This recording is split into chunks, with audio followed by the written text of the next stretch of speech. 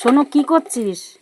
এই বুগলু স্যারেলকের জন্য এগুলো রোদে দিচ্ছি। এই ডাল টালগুলো ধুয়ে একটু শুকিয়ে গেলে তারপরে আবার এগুলো করবো, মিক্সিতে ঘুরিয়ে নেবো একটু। রান্না হয়ে গেছে? না, একটুখানি বাকি আছে। এটা হয়ে গেলে বুগলুকে স্নানটা দেবো, বুঝেছো? ভালো করে শুকিয়ে নে। হ্যাঁ, শুকাতে রোদ আছে, ভালো শুকিয়ে যাবে কেন।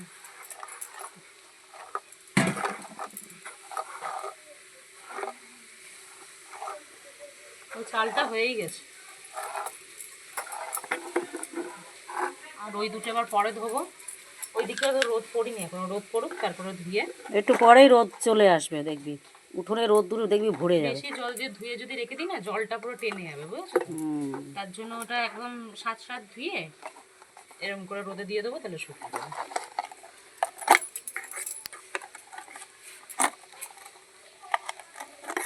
এই যে চালটা হয়ে গেছে।